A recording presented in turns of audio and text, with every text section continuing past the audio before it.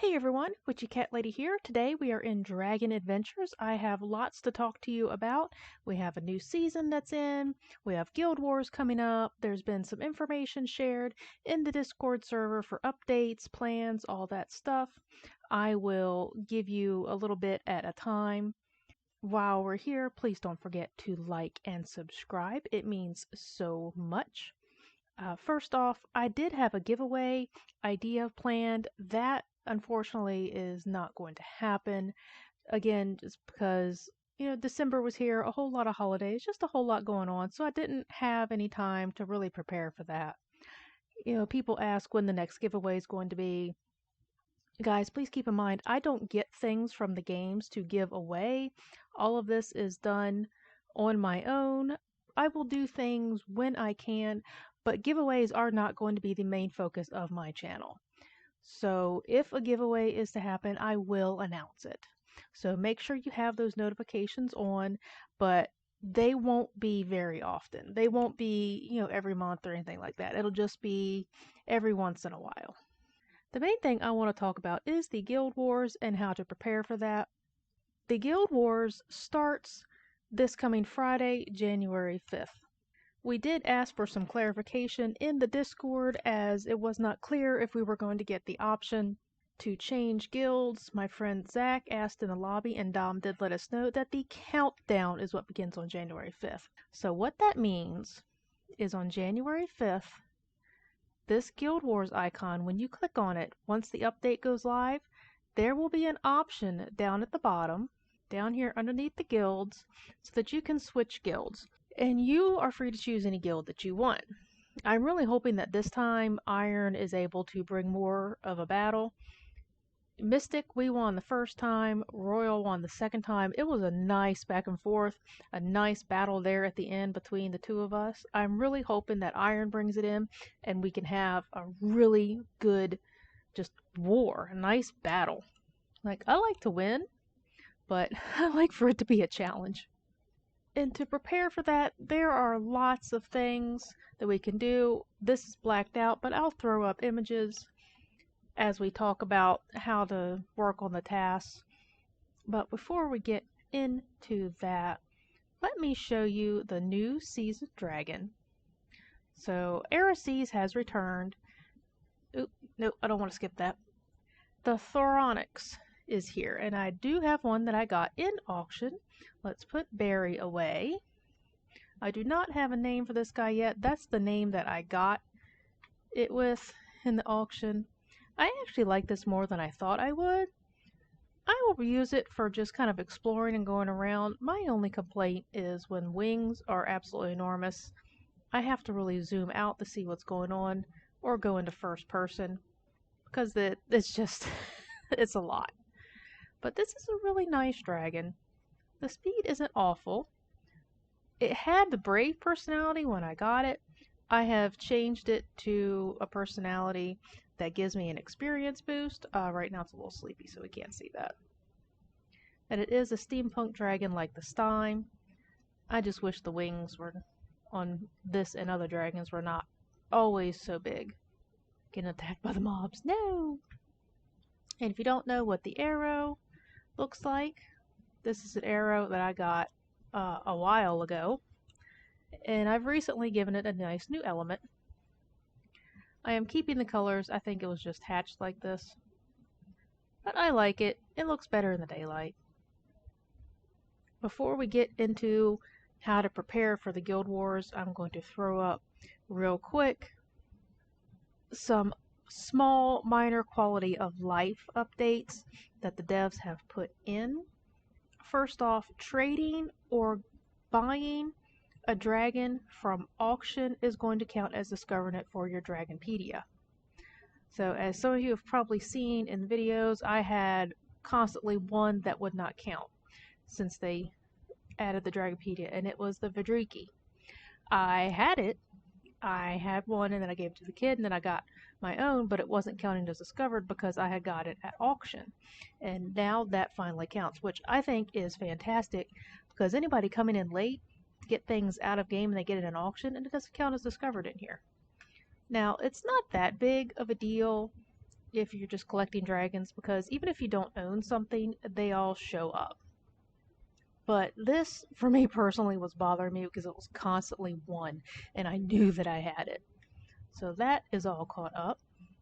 And honestly, now that I have every dragon, I'm going to be working towards this Ultimate Dragon Adventurer title. Here it is. Own every dragon in the game with full mutations. Um, quite a large number of my seasons and events are already fully mutated and on me. I'm just working on a few that have slipped through the cracks, as well as world dragons, and I'm getting pretty close to it. Pretty sure once I get caught up, it'll be a lot easier to maintain. So that is my goal. There are some other updates in here. They've added an automatic default number inputs for mobile. On mobile, some players have been complaining about when they're down at auctions, having input issues with numbers. That's been addressed. The friends icon appears above plots owned by your friends down at the plot portals. Names will now appear in green overhead of players if they are your friend, and I don't have a friend in game right now, so I can't show you how that is. Oh, something about the alchemy. Let me show you that in game. So in alchemy now, it says when using the alchemy factory, any unelixable items will now be sorted to the back. So when you go to factory and you look through my laggy menu and you click on one of the ones to fill, you know, it used to be all over the place of what was able to be used as elixir and what was not. And now anything that can be used for elixir under that rarity is right at the top, and everything else is sorted at the bottom. So no more constant scrolling. I really like this one. This one is a small update, but really does change the quality of the life in game. And another thing they've done is in the season pass added a tooltip explaining the coin compensation if you already own an item in the Dragon Season or bundle, which is not something I can show you because in this one I own or I don't own, these themes and stuff in here, and that's where the compensation would come in. I keep clicking the Robux thing. So like the steampunk theme here, if I had already owned that, I would have gotten like 50,000 coins or something like that. My daughter has been experiencing this for a while because she's been doing the season passes for a long time. So there will be things that'll show up in here, plot themes and stuff that she already owns, so she'll get a bunch of coins for it. And that's it for the quality of life update. Gilmoros, if I'm saying that correctly, will be the third Guild War dragon that we will be able to obtain once the Guild War is over. So if you do not know, if you're starting the Guild Wars and you see, oh, there will be a new egg over here, you won't be able to get it until the war is complete. So it's not like you can save up 350 gems from last war, new eggs in, boom, get it. That's not going to work. And I think that's going to show in a screenshot if I can find it from a previous video on how to do Guild Wars tasks fast. But the Moxora egg is going to stay, the Constello egg is going to stay. None of that is leaving. We're just going to get a new third egg.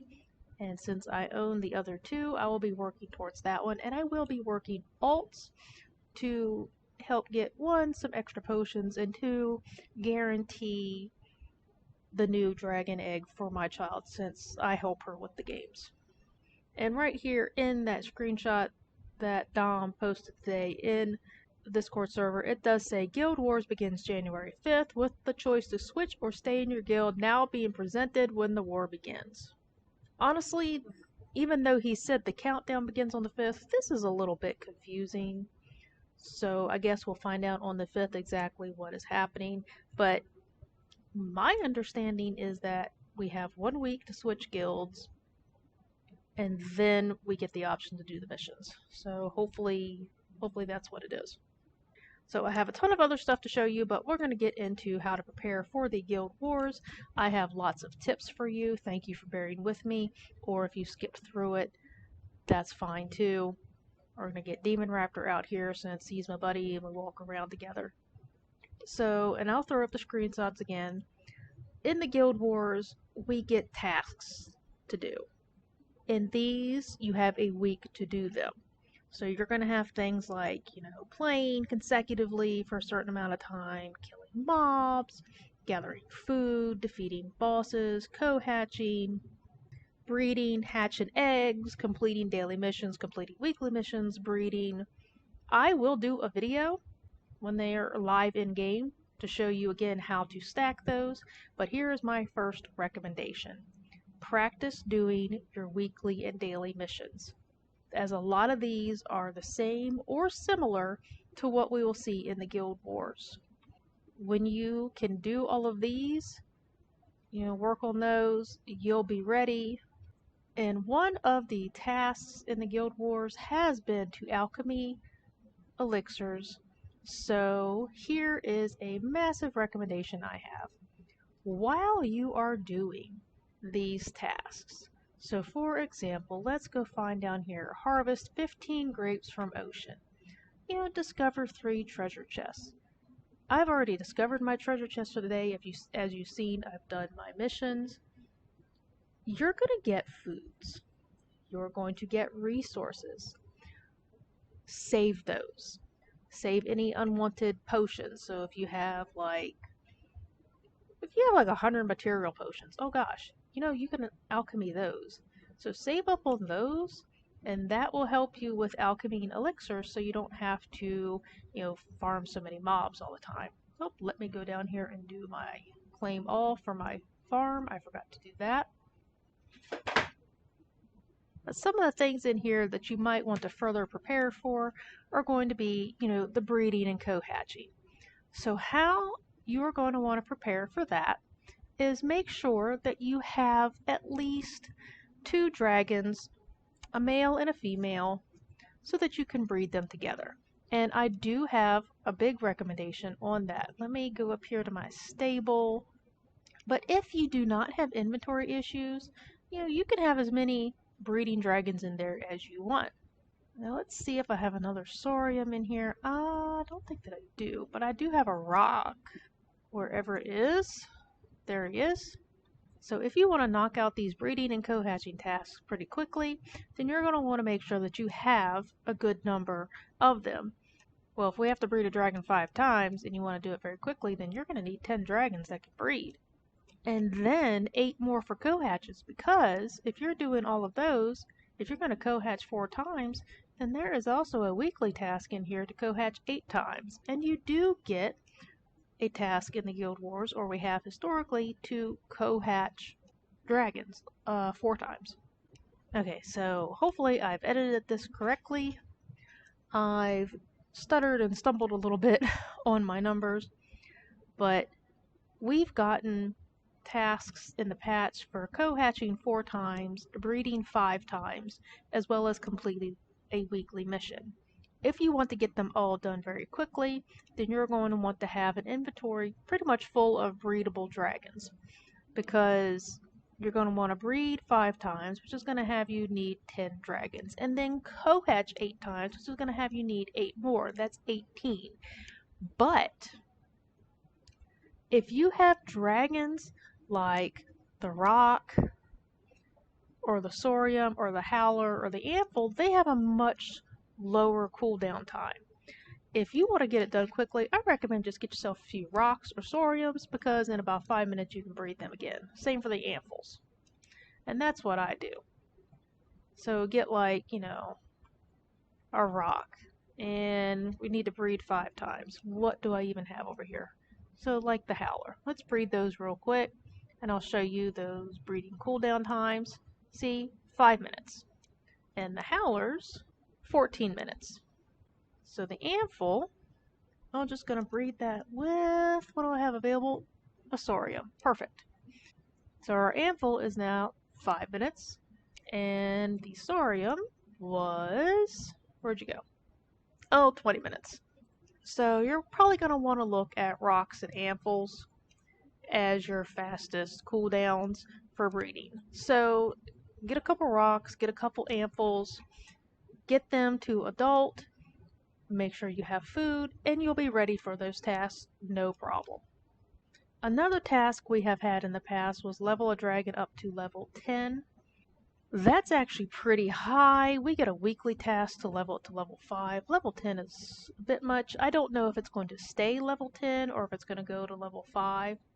But again, what I recommend is get some dragons that level up pretty quickly, that actually grow up pretty quickly. Because we also get that weekly mission of grow a dragon to elder and even level dragon to level 5. So where's the grow dragon to elder?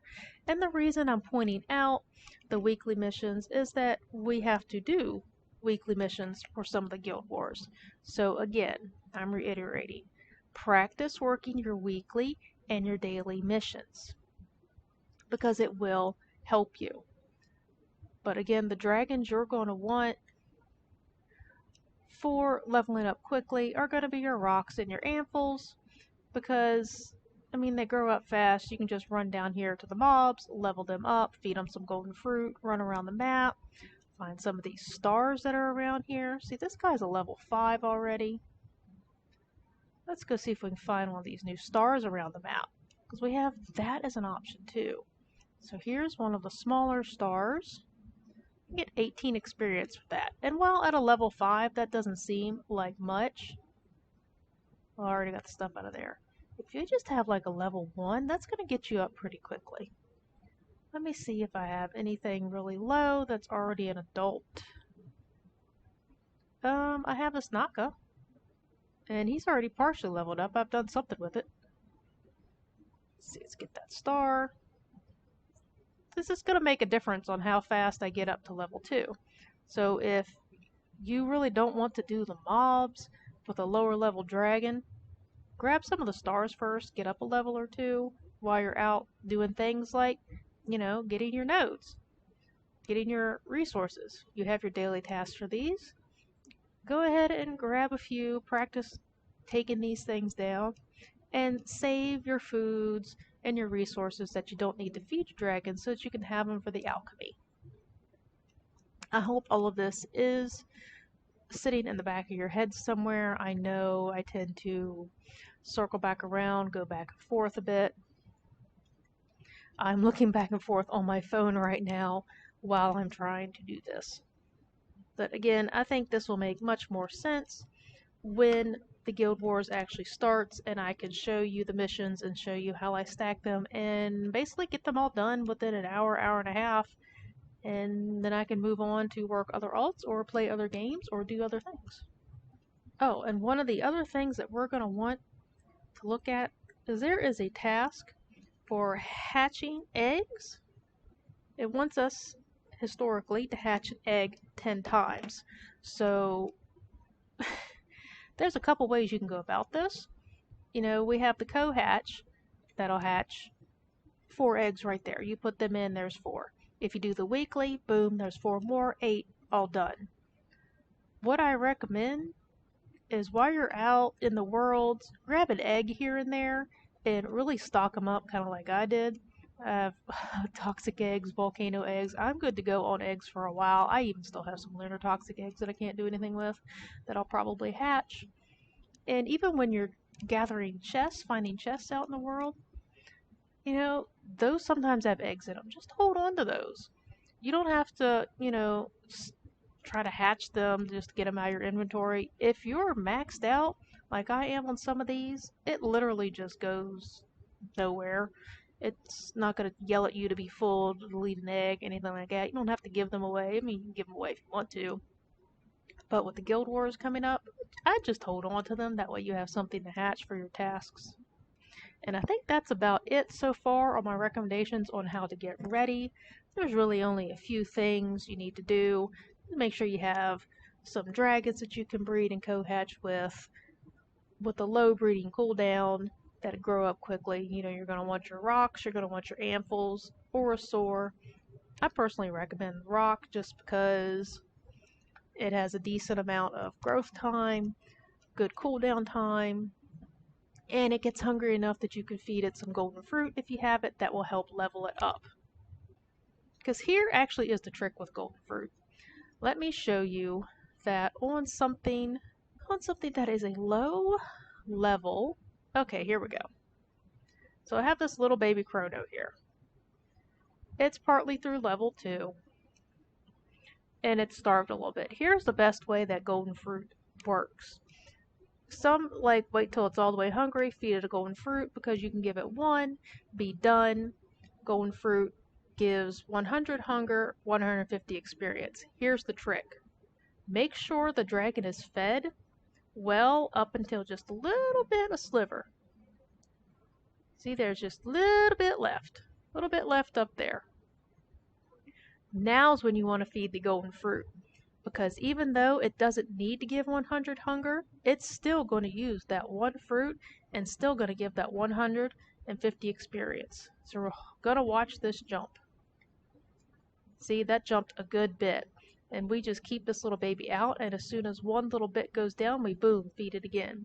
And you could sit here in this menu and stare at it, or you can go about doing whatever you were doing and just click on in there every now and then. See, oh, is it hungry yet? Yep, because Chrono gets hungry really quick. Boom, there. In just a couple minutes, level 3. That's the best way to use golden fruit, and honestly, a really fast way to level up the low level dragons. You can do that while they're a baby, and I usually get them to level 5 before they're an adult if I pay close attention to it and I have golden fruit. So while we're sitting here in a nice quiet Origin server, I'll talk to you about these other updates really quick. We have been asking in lobby for a while for some kind of toggle to reduce the neon on dragons, especially in Undercity. The flashbangs. I know some of you like your neons, but there are those of us to where it is a trigger on our eyes. It is a medical issue. People get headaches.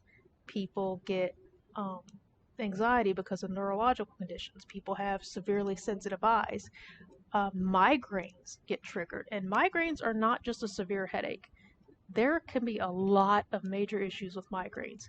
And then also people with epilepsy. It could trigger a seizure.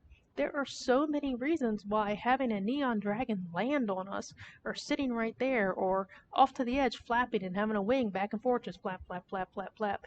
It's not okay. It is an actual medical issue. Double Dog, the dev, was in when we were talking about it, and we were heard. And this honestly means a lot. They said, and he replied back onto one of my comments from days prior, they are pleased to report that they have an option to disable flashbangs, and they added it to their quality of life list. They're not exactly sure when they'll get it out or exactly how it's going to be in the game, but it's on their list and they're going to get it done. So if the neon flashbangs are an issue for you, hold tight. We've been heard. Help is on the way. There's also been some concerns about world progression. So right now, we know you can only go on to the next world once you've unlocked all the dragons of the previous world. So once you've begun, you started Origins, you hatch your Origin egg, you get your rock, you unlock Grassland. Congratulations, you're now in the game. Well, you can't go to Jungle, or Ocean, or Wasteland, or any other world with your friends. You are stuck exploring Origins, Undercity, and Grassland, or an event if it's there. That's it. I have had so many players, including friends on Roblox, that have joined the game and either barely come back or completely quit because they can't reach the other worlds, and the grind to unlock dragons is grueling, and it gets discouraging when you just have to keep going back and forth. Hatch, hatch, hatch, hatch. It's monotonous. It's really not the most fun part of the game. Well, that's on Dom's radar. He said, it kind of sucks if your friends have unlocked all the worlds and you have to grind 4 days to get to that world, meaning you can't play with your friends. So to fix that, they're going to change it so basically all of the worlds will be unlocked. You can go anywhere to explore. There's just going to be some other missions for unlocking dragons, things like that. They don't know exactly what it is. It's one of those things Dom is figuring out now. When it can come in, we don't know, but we know it's on their radar. They're problem solving it. It's going to get better. I'm excited. I'm really excited. He's got such big ideas, and I feel like the team is not big enough to pump them out fast enough, but it's coming. Also coming is a new world dragon to the Origins egg. Look how cool. Here is another huge big thing coming, the breeding update. And again, I am going to reiterate, if you are not in the Discord server, join it so that you can see all this stuff. You can get in on the conversations. And I'll be throwing up screenshots here to kind of help explain it. But previously, Dom's idea was, make seasons, make events breedable, and then once two parents have bred, one of the parents will be released and leave it with a parent and a child. There were a lot of concerns from the community about this. Not many people were okay with one of their dragons just dying or leaving the baby dragon as basically a single parent. There's really no other way to say that. So lots of ideas have been toyed with, and the one that he is coming up now, and I've got some of this highlighted, we're going to put up his summary first of the amendments. Instead of removing one of the parents, one of them that is used to breed the new baby. So let's say we have, let's say we have two Vades. Let's say you have two Vades, and you want to breed that with your other Vade. You can do that, and you will have a baby Vadriki. Well, now one of those parents can no longer breed, and the same parent that can't breed will no longer be tradable. So you will have two tradable, breedable dragons. You breed them to make a baby that is tradable and breedable. Because the idea is to not have more tradable, breedable events and seasons. One of the adults has to now be locked. So you won't be able to trade it, you won't be able to breed it, but you can trade and breed the baby. So you still have two tradable dragons. Now, if you're like me, you figured out what this means. One, you can have a whole army of your favorite seasons and events. You can make a whole family tree, and it's going to be happy, happy, happy, happy, happy. Also, if you figured out what I figured out, so let's say I have 4 Alaturas. I am never, ever going to trade these, but I could take Demon Raptor and breed Demon Raptor with Ice Ice Baby. One of either Demon Raptor or Ice Ice Baby will become trade locked. And I will have a new Alatura baby here that I can either keep or trade. I could make a tradable season or event while keeping my own. This opens up a lot of possibilities for older seasons that are getting hard to trade for. Just think about it. This is sort of a way to reintroduce the Vade. So, like, say, if I wanted to, I could co-hatch my Vade with somebody else's Vade. And Dom even said in here, co-hatch two same species events together. Both parents become untradeable. So I can co-hatch my Vade with somebody else's Vade. My Fearberry will become trade locked. I will never be able to trade it to an alt or anybody else or ever breed it ever again. But both me and the other person will get a little Vadriki baby, a little co-hatch egg. That can be tradable. So this, if they go through with this idea, is sort of a way to get Vade going back into the economy a little bit differently. How that's going to change the availability and value of Vade, I'm actually really interested in. And to be honest, I am kind of laughing a little bit because in the Discord, it comes up every now and then of, if Vade comes back, Vade owners will be so angry. No, we're not. We're not going to be angry. The people that seem to be making these suggestions aren't the Vade owners. Most Vade owners I've seen are actually supporting the Vade returning because, well, one, yeah, people deserve to have dragons in the game. It's dragon adventures, not dragon stock markets. Get your dragons, play with your dragons, have fun with them, breed them, colorize them, customize them, have an adventure. Also, two, it'll change the values a little bit because 50 million or more for a dragon is absolutely ridiculous. Most players cannot ever achieve this, and that's discouraging. Players will leave and just basically give up, and they're not coming back to grind the game anymore. So that's honestly not good for the game when things are unachievable. And three, if value drops, just means that people like me can get more. Because, we've seen I can save up to 50 million in just a couple of coconut days. If Vade drops to say 20 million in a couple coconut days, I can get several more. And I will have a lot of them if I wanted to. Same for the Alatura. Alatura has grown to 5 to 6 million easy. Well, if I want more of them, if value drops, I can buy even more of them. So I think it's funny. I think it's great. I think it's a great opportunity for the average player to, you know, get something they want, which honestly is the whole point of the game. So I'm looking at my screenshots, and I think honestly, I've just about covered it all. If you have any questions, please let me know in the comments. And if anybody knows why this person is behind me just staring at me, not talking, please let me know. And I will see you guys in game or another video. Bye.